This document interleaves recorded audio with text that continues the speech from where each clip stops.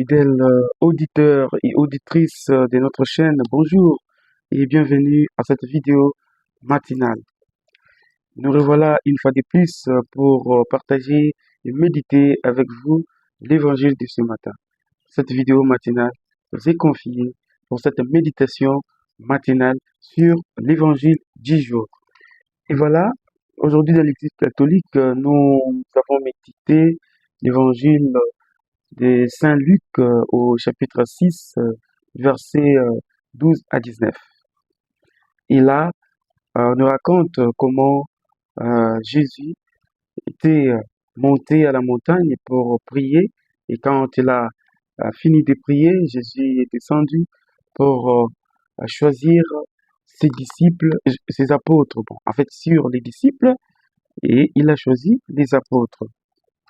Jésus, Fils de Dieu, qui est le Tout-Puissant, qui a l'incarnation même de Dieu, il est le révélateur révélé de Dieu le Père.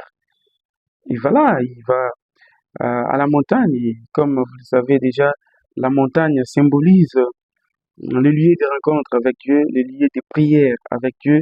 C'est le lieu d'intimité, de grand silence où la personne ou bien un chrétien peut parler face à face à Dieu. Et voilà, le Christ, tout puissant qu'il était, et Dieu aussi qu'il était, se donne la peine d'aller prier à la montagne. Et dès son retour, et voilà, il va choisir les disciples, il va choisir les apôtres. Donc, dans les disciples, il choisit les apôtres. C'est voilà, c'est déjà un enseignement très riche et richissime parce que la prière est tellement grandiose, la prière est enrichissante. La prière, c'est l'unique source vivifiante pour tout un chrétien. Eh bien, c'est une leçon pour nous autres avant de commencer chaque activité, avant de prendre une décision pour sa vie, avant de décider en quel homme, quelle femme peux-je marier, que puis-je épouser. Avant de s'engager dans une entreprise, il faudrait tout d'abord commencer par la prière. La prière, c'est le centrum. La prière, c'est l'unique activité que nous devons avoir au quotidien pour justement confier nos activités, pour confier tous nos problèmes que nous avons à Dieu. C'est ce que Jésus a fait, justement. Jésus descend après avoir prié, après avoir rencontré Dieu, après avoir rencontré le Père, son Père.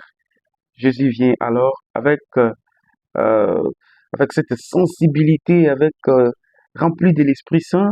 Jésus vient et choisit ses apôtres. Et il y en a 12. Il en choisit 12 et comme vous le savez dans la Bible, le chiffre 12 est symbolique. Le chiffre 12 symbolise 12 tribus d'Israël, ou communément appelées 12 tribus de Jacob. Et donc, chaque apôtre symbolisait euh, les tribus d'Israël. Et voilà. Et donc, confions-nous à Dieu, lui qui est notre source vivifiante, lui qui, dans la prière, nous obtenons tout de lui.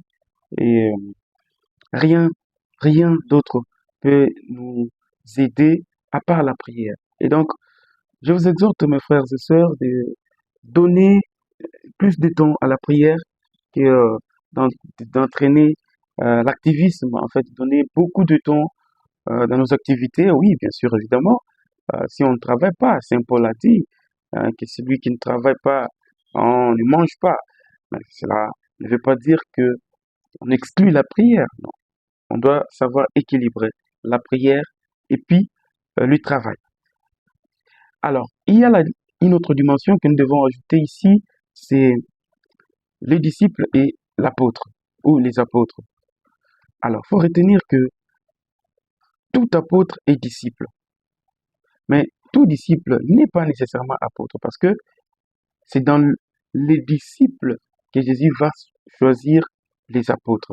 Et donc, les apôtres deviennent ceux qui communiquent, qui partagent avec Jésus presque toute la vie de Jésus.